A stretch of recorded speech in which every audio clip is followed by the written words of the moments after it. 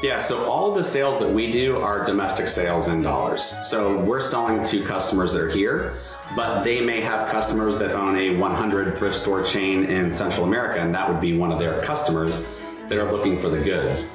And we're at the top highest level of recycling of clothing, which is majority is reusable, ready to be worn and sold again.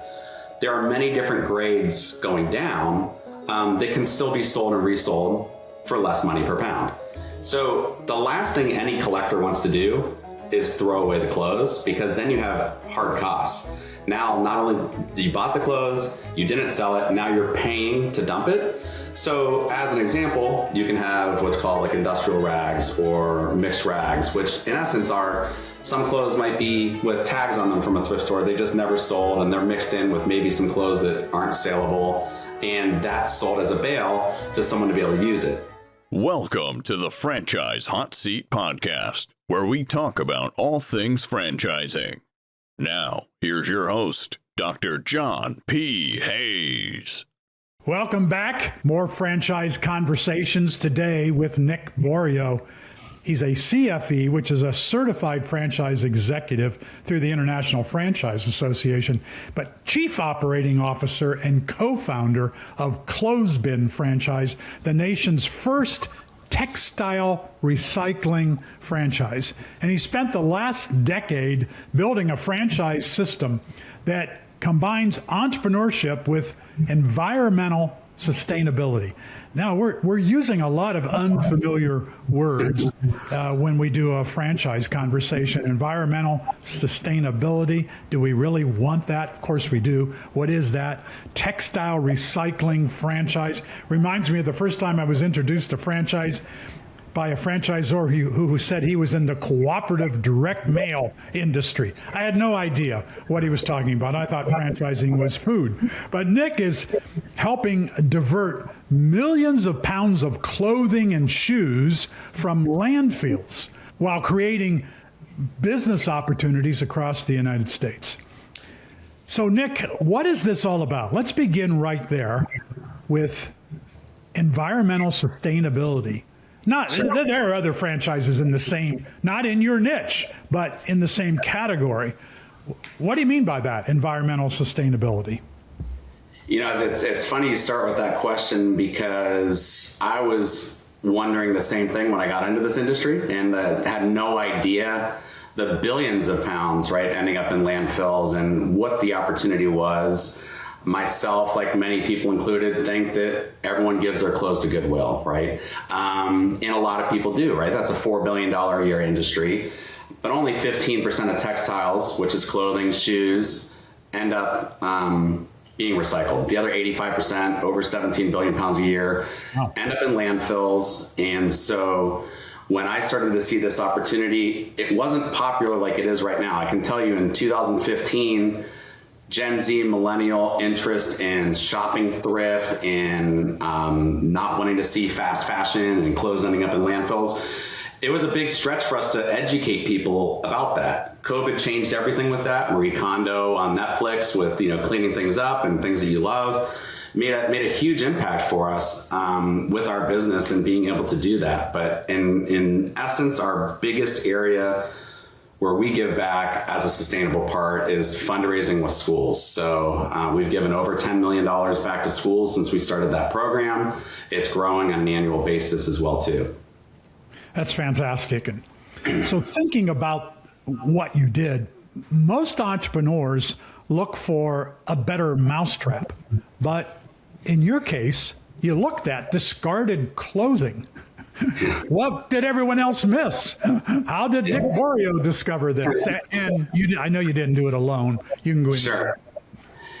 Yeah, so I've been in franchising since college. It's all I've done. I thought that franchising was food as well. That's where I came from. And so this idea around used clothing and used clothing having a value, or that like anyone would even give away their clothes for free, that side of the business I was introduced to by my business partner, Mark Douglas. He'd been in the thrift industry for many years, taken a company public and then private back in the 90s and early 2000s. But the average American gives away or discards 70 pounds of clothing per year. So that became the opportunity. And each time we placed a bin out and clothes ended up in the bin, it kind of just started to kind of prove that concept over and over again. And then having the right partners in the right locations, especially where there's a win-win and we can give money back for every pound that's being recycled, and then people can help promote that program, whether it's religious organizations, schools, universities, whatever those locations are that we partner with, they can help actually get more poundage to be recycled, and then they share in the upside of that as well too, by receiving monthly payments. But this category of business, it didn't exist when, no. I don't think it existed when you and Mark got started. This was entirely new. Yeah. So how did you even know, we can put a bin out, people can throw clothes in it, we can go pick it up. Okay, then what do we do? And ultimately, how do we make money? Yeah, so we made some bad assumptions, which are kind of funny looking back. So I'll tell you what those are. But in starting the business, right, it was a blank FDD. Right, this wasn't the next concept that everyone's familiar with. It was like, we need to go through each thing and literally start blank. We're not copying anyone else. We're not a variation of that. It's not a different flavor with a different recipe. Totally brand new to franchising. So we thought, you know what, this is a perfect part-time business for firefighters, right? So firefighters will work 2 days on, they'll have a couple days off, they'll drive their truck. Every franchisee will find all their own locations because they'll have all the time in the world to do it. And so I think to date, we've had 2 firefighters, both of which are volunteer. So that never happened. And very quickly, we changed our FDD that said that franchisees were 100% in control of getting their own locations to creating a bin location services where we are highly actively engaged in helping every franchisee with getting locations. So kind of funny where those assumptions in the beginning of who we thought would be our franchisee. This is also before, side hustle and everything else that's been popularized over the last few years as well, too. We fit perfectly into that. So most of our franchisees have other full-time jobs. They own other franchises, things like that. Okay. So how difficult is it? I mean, it's one thing to create any new company in an existing franchise category already, but to convince people to invest in something, a franchise where they can't compare it to other pizza brands or other whatever brands. There was nothing else to compare clothes bin to. So how do you do that? You're the pioneer. Well, I'll tell you, after a lot of money and a lot of time, we had, in essence, a beautiful looking franchise, all done, all put together, and we had no idea how to sell it. So we couldn't sell a franchise for about 1.5 years after everything was done. So in retrospect, maybe we would have tested a little bit more there. But we did one thing.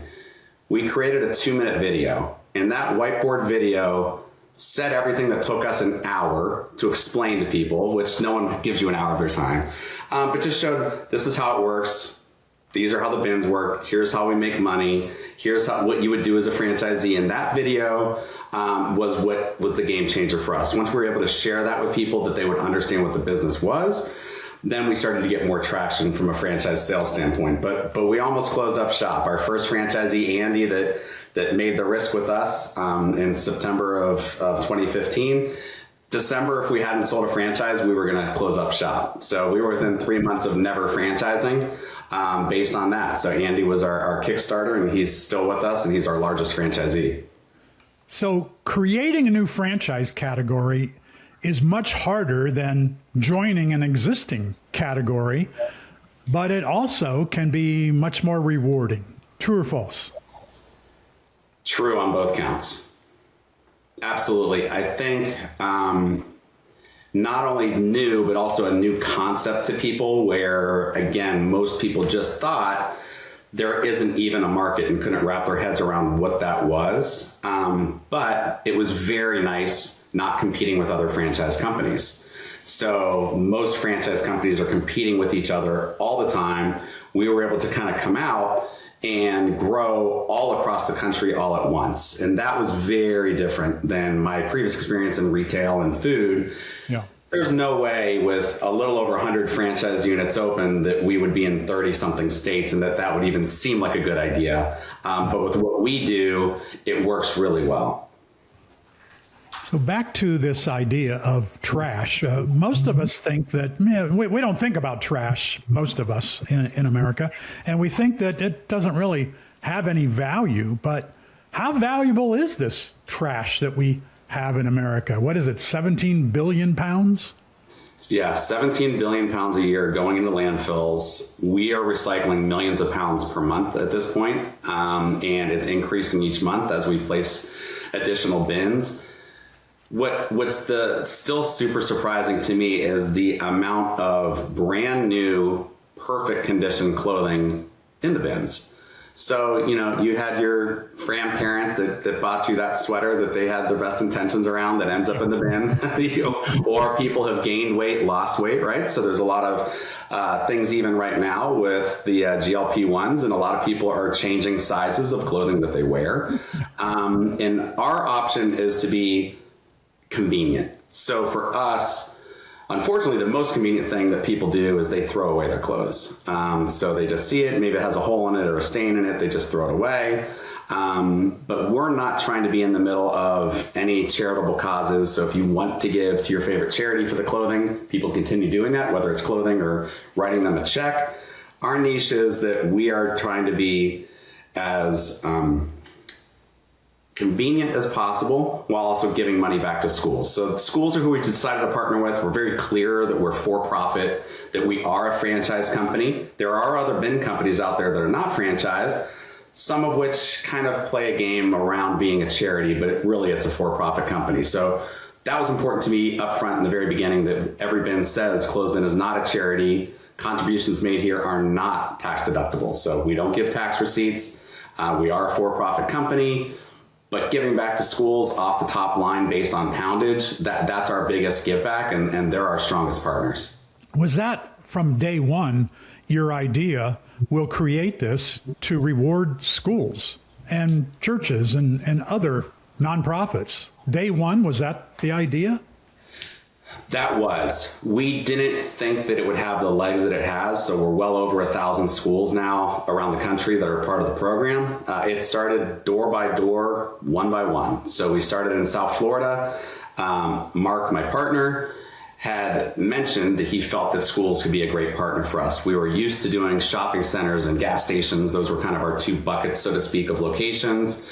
And that's probably where people are familiar with seeing bins. And he said, hey, do you know anyone that might be able to help with a program like this? Maybe roll that out, like a fundraising type of program for schools. And I said, well, I have an idea. It's Chad. Chad happens to be my brother, but he's done these family nights and fundraising with schools for about 10 years prior. So I had Mark meet with Chad on his own, and Chad kind of test marketed it, 1 school, 2 schools, 3 schools, to what's turned into, like I said, over 1,000 schools now and millions of dollars going back to schools. So it was something that we wanted to do, but it's not easy to do. So, when you describe what happened, Chad being available, schools being an idea, trash being available to the billions of value, to the billions of dollars that it is, does it ever occur to you that this was beyond you? There was a divine force that made Chad available, made the school idea possible, and other pieces. You were going to close up if you didn't sell a franchise, but then you did, and the guy's still with you years later. Is this? Yeah. Who's the power behind this? Absolutely, you're right. I mean, things don't just continue to happen by chance or by luck, right? So. There have been many of those inflection points in the business over the last 10 years, and they happen at least once a year. And I was at the offices for meetings last week, and a lot of us are now remote and in different areas of the country. Never expected that to happen. Mm-hmm. But I was looking around and thinking that, all of our corporate staff is the same staff we've always had. We've just kind of added to it, and that's special. So it has been like a family with the people that we've added.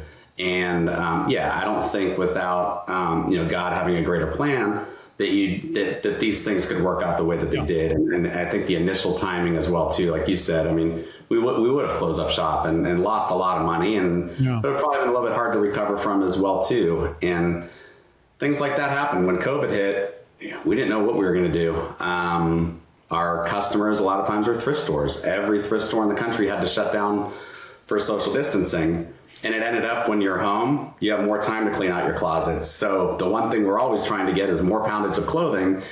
We received a significant percentage more of poundage across every franchise in the whole country at a time when we weren't able to really sell the clothes and had to figure out, wait a minute, this clothing was passing COVID, what are the things that are happening? And then it ended up that if you're trying to have social distancing and you're trying to not have human interaction, that a bin is a contactless way to give away your clothing. So we actually were able to thrive, but I can tell you there was a lot of prayer and a lot of worry in the beginning of that, just like most businesses. But I will say that the team that we have, their commitment level, their care, the hours that they put in, it's really remarkable. Speaking of your corporate office team and the note that you made that they're the same people from the beginning, essentially, you hired one of my students as an intern. Interns were supposed to work for a semester and then go get a job, maybe with the company where they're doing the internship, or maybe with another company. Your intern, my student, never left, and therefore didn't create a new internship opportunity for the next student in line, which is all great. But there's something about clothesbin that people don't want to give it up. They like being involved with you and with the concept. Yeah, Christiane's been amazing. She's going on 3 years with us, and the relationship with PBA and Titus and everything that we've done together as well. That is funny, right? Our first foray with you to try to get an intern was the first and last, and she's still with us. So I guess good for us, not great for you, trying to get more internships out from us. My hope was that, have by now there would have been 8 students who would have had an internship at Clothesbin. And so let's move on to Clothesbin is often described as semi-absentee. So is passive income a myth, particularly in franchising, or can someone really own a business that doesn't consume their life? So one of the things we're very specific about is not saying part-time. I think that is a dangerous word, if you include the hyphen, to talk about. Because if you are more involved in your business, in most cases, that should help your business. And so in our business, we prove out that it's semi-absentee because only a few of our franchisees do this full time, and they're our largest franchisees. They do have other jobs, they do have other things that are happening, but we're very clear in the beginning of our sales process with a candidate that we will help you find locations. The most successful way to do it is that you're also involved. We understand that maybe you're not going to go door to door and go to all these locations, but if we run a campaign for you and we see that there are interested principals and we said, hey, on Friday, can you stop by these 4 schools and see if they'll sign up in person? A franchisee in Clothesbin that's willing to do that will sign up locations faster. We don't always make the best real estate decisions, so we do look to move our bottom percentage of bins on a regular basis to better spots on the same property or better locations. So a franchisee that is completely hands-off that ends up with lower performing locations than someone else, they may have a harder time. And in some businesses, you are the face of the business. So if you're that owner, we don't have a face, we don't have a marketplace, it's just a bin. But in that type of franchising, I think it gets even scarier to think that you can be part-time and just hire that general manager and hope that they're going to do a great job for you, let alone the fact you're paying them the salary that you could be keeping. So I think it can happen, but you always want some involvement. And I am a fan of the most involvement that you can possibly get is what you would like to have from a franchisee. What's the biggest misconception that people have when they hear textile recycling franchise? One of them is that you're going to have to go through the bin and pick through everything and find out what's good or what's bad. And let me find this, expensive purse or these nice shoes or whatever that might be. So the idea that people learn in our business is that everything is sold by the pound. We go through nothing. We sort nothing. Who we sell to, they go through the goods. They create those different items that end up on hangers and being resold and things like that. So from our standpoint, we don't want to touch anything or even go through the bags at all and sell everything as sight unseen.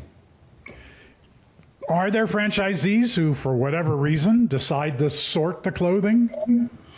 No, and really it's because the amount of space and volume. So as an example, we sell clothing by a 53-foot road trailer. So you see that 53-footer going down the road? Yeah. We're selling 40,000 pounds of clothes in that trailer. So you can think of that volume and how many items of clothing that is to be able to go through it. So the highest price that they can get paid in the least amount of work is by not touching the goods and selling it as is. Mm-hmm. So let's go back. You talked a lot about bins. And I think everybody knows they've seen somewhere a box, a wooden box that says something on it, bring your clothing here. And oftentimes it's a mess. It looks crappy, and maybe there are homeless people living at the bin, which would make people not interested in going to the bin. Yeah. What are the bins? How's the clothespin bin different? So that was... in initially putting the franchise together, it needed to have a technology piece. Without the technology, it wouldn't be a franchise. And that's what I told Mark when we were first meeting and I was consulting with him in the beginning. Because if you have that bin and it's overflowing, the landlord gets upset, they're going to kick you off the property. And if you don't have technology, you don't know when the bin's full, which creates two problems. The first problem is the one I just mentioned, overflowing clothes. You're going to lose locations faster than you can gain them. But on the other side as well, too, you could waste a lot of money in fuel costs, payroll costs, driving to locations, and there's one shirt in the bottom of the bin. So the technology that we worked with and developed and continue to develop and change and upgrade over time lets us know the fill level of every single bin. And knowing that fill level, knowing the historical times that it fills up, we can create routes for drivers to only service the bins that need to be serviced. That is the game changer. That's what allows a franchisee to not run as many routes, to watch their KPIs and see where they need to be, is relying on the technology and seeing it. It also gives us visibility to every franchisee around the country so that when we're doing business reviews and coaching, we can see how well they're servicing. We see pictures of the bin, the condition of the bins. To your point, that's all we have is our bin. So they're galvanized steel, they have powder coated paint, they're UV laminated signage from 3M. So all these things that are in our bin are for longevity, right? We need to get through snow, salt, weather, sun exposure. So for us, the bin is our brand and we want to stand out. And that is super important that we are going to do things differently. Written permission for every location and paying rent, whether we're paying a flat fee or by the pound. Do franchisees buy the bins? They do. So the bins are assets of the franchisees. We assist for existing franchisees with third-party financing to add additional bins. You start with 20. Territories are built to hold at least 40 to 60 plus bins. So we want to help get opportunities at locations so that franchisees can scale. So that's the most important thing for us is scalability and growing over time. But we want to optimize locations first and then add bins second. Then you mentioned who you sell to. And that seems to be one of the worrisome issues for, and maybe it's not for prospective franchisees, but some that I've talked to. What happens if the people you sell to decide to stop buying our clothing? Sure. What happens? Who are they? What if they dry up? What if they change their model? What if they say, we're going to pay half of what we used to pay? Sure. So it is an international market, but at the same time, it is a commodity, right? So it's not like we have set pricing that's going to last for a period of time.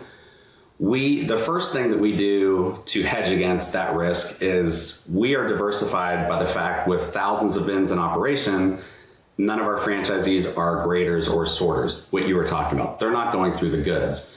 That allows us to be our reputation in the industry. Anyone else with thousands of bins, they are graders and sorters. So if they're selling a load, pretty good chance it's been picked through at least one time already. So the buyers know if they're buying from Close Bin anywhere USA, that all the items will be there. It's also important for us not just to sell to one buyer. There are many buyers domestically and internationally that could buy more than we could ever supply our entire franchise system. But we sell to many different buyers.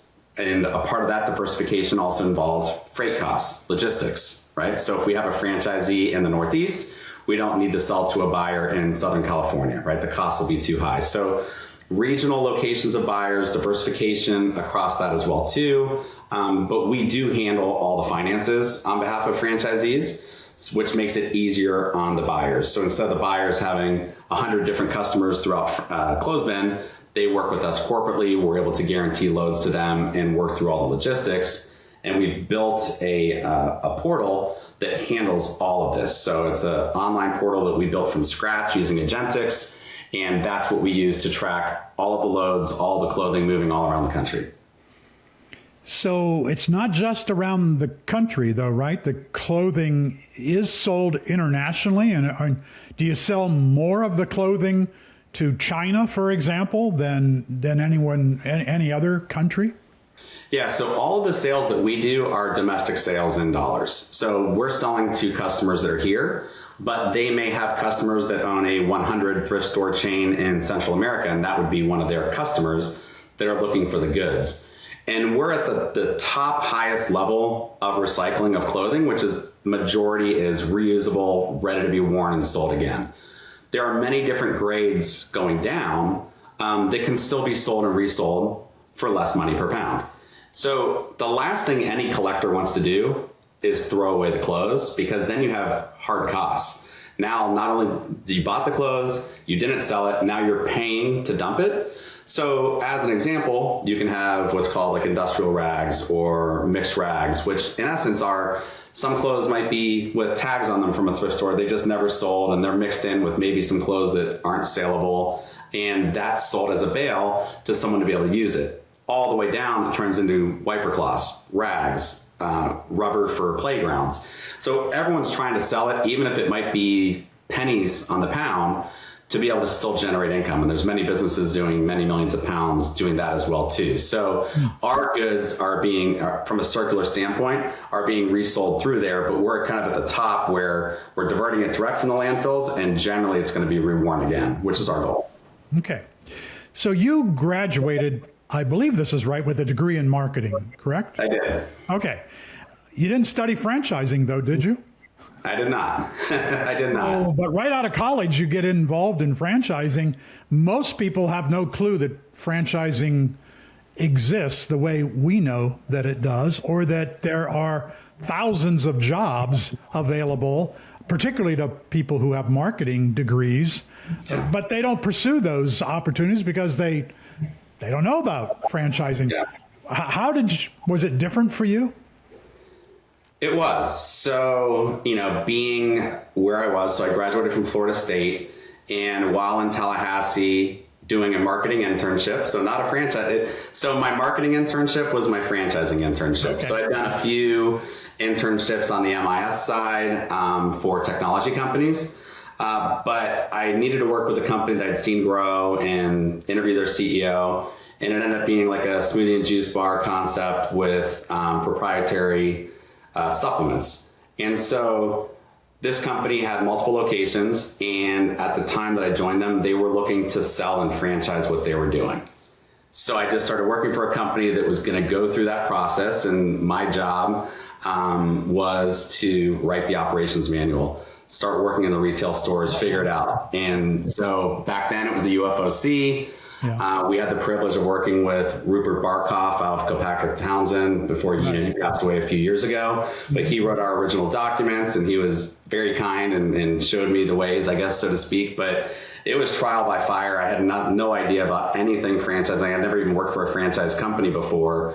But I really truly feel, and our team's the same way, you have to go do the work if you're going to write the operations manual, and you have to know how to do the work if you're going to train a franchisee on how to do that. So in that business, I was able to learn it and was literally writing an operations manual based on the experiences I was having as an employee at the company. And so we sold that business and then started franchising from there. So I ended up there, again, just from having an internship in marketing for a company that was looking to become a franchise.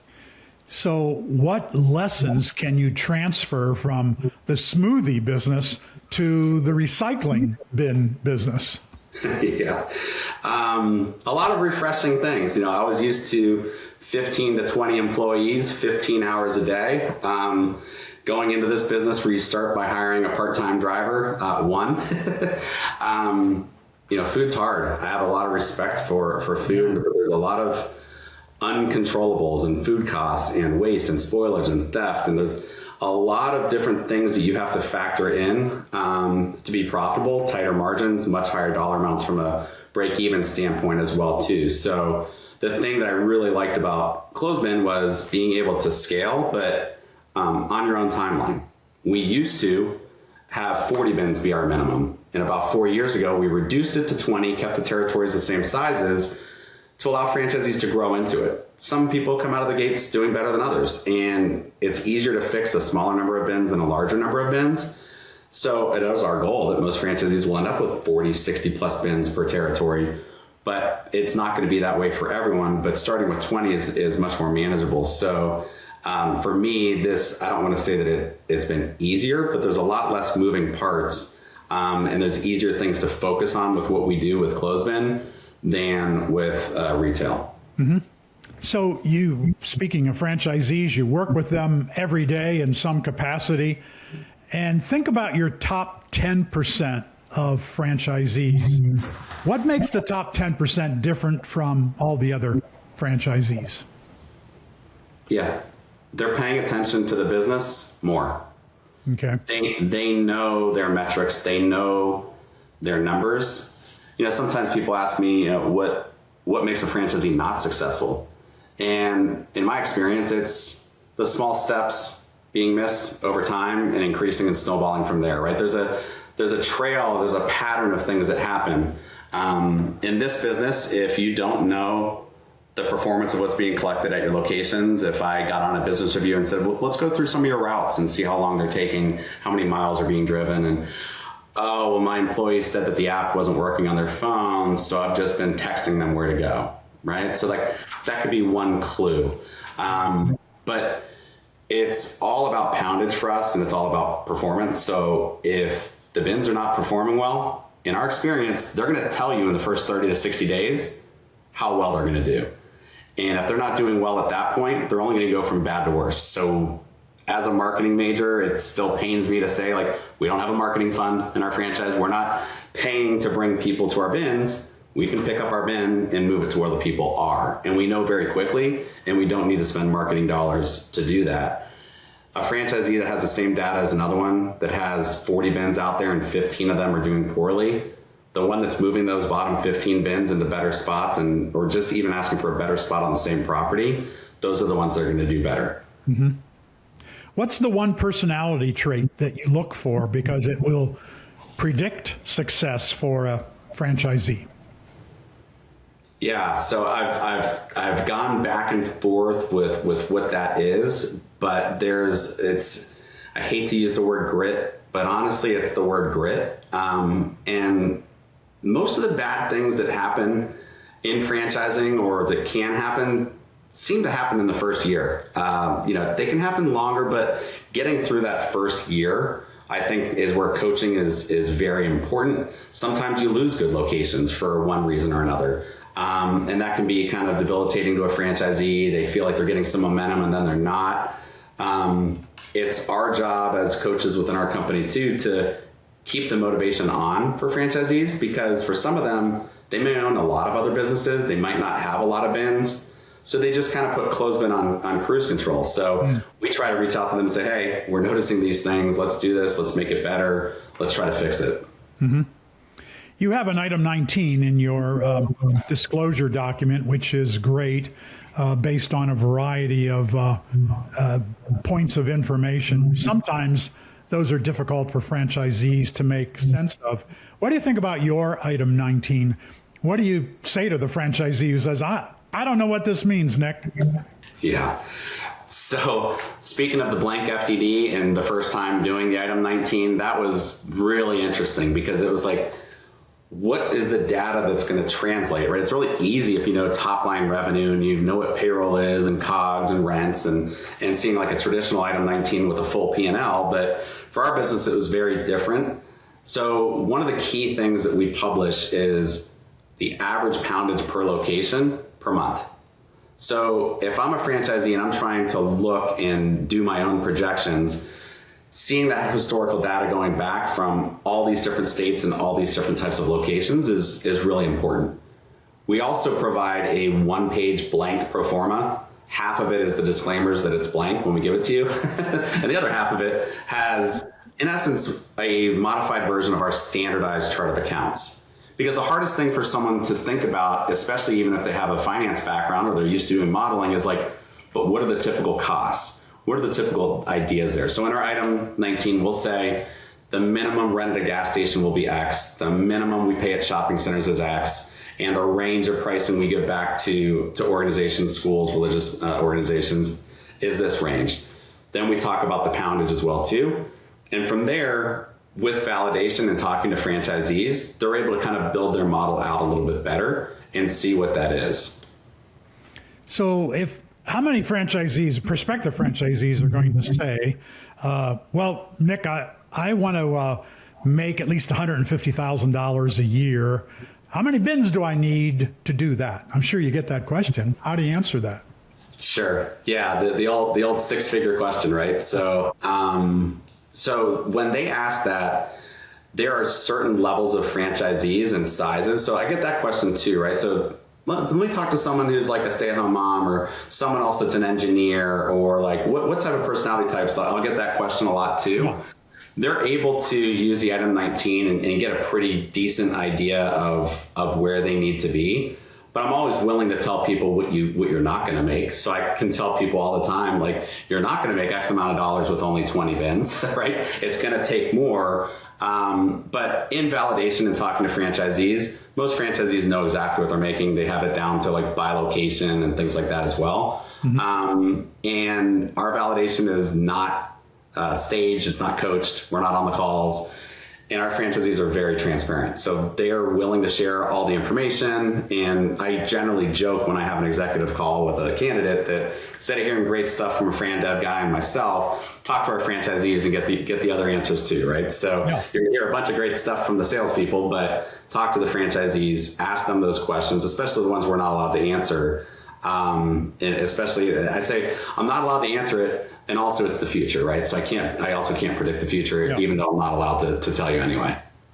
So Clothesbin was one of speaking of the future, you were one of the first companies that I knew of to bring AI into your operation to assist franchisees. Talk about that, Chad's area. That's right. So in 2021, we brought on private equity partners. So it's been about 5 years. So about 5 years in, and it's been about 5 years now. And one of their suggestions to us was, you're grabbing all these gas stations because they're easy. You need to find a way to get locations, remotely. And obviously we were working on that because of coming out of COVID. We used to fly to every franchisee's territory for 2 weeks and knock on 40 doors a day and try to sign up all the locations. I don't have to tell you this, not very scalable, not going to work forever, not really a franchise system, but it worked. But that's not, like I said, that's not scalable. So Chad was kind of tasked with create a way to be able to do this. And it started more traditional, like, constant contact and email campaigns that you would see that people would do. But in reaching out to schools, it's very difficult. There's very strong firewalls. They're very guarded, being able to try to break through, get your messaging across, and to be able to do that. So we started in second quarter of 2022 using AI not in the traditional format of like people would think of like ChatGPT or Grok or Claude, right. But in essence, using it to help us scale and reach out to these 100,000 schools and reach out these principals and be able to do that without going in person. And people look like us, like we were crazy. What are you talking about AI? Like, what is this? And we were able to say that for about 3 years. Now everyone has AI, so we don't really talk about it anymore. But I do feel that we were very pioneering with that, especially in the franchise world, because a lot of franchisors were kind of slow to adapt until the models like ChatGPT and things started to come out. But doing it the other methods and things, that was definitely what Chad brought to the table and built. And how does that work? So I'm a franchisee and I am in Fort Lauderdale, Florida. And I want to use AI to get me into 10 schools. So within 2 weeks of you becoming a franchisee, we'll have a campaign launched to every school within your territory. And the secret sauce, so to speak, is the messaging, the frequency, the way that we create the incentives around that too, and referral programs from school to school as well. But for us, the faster we start that, the faster we get a franchisee open. That used to take us, in the beginning of this AI program, 60 days to launch, and now it takes us 2 weeks.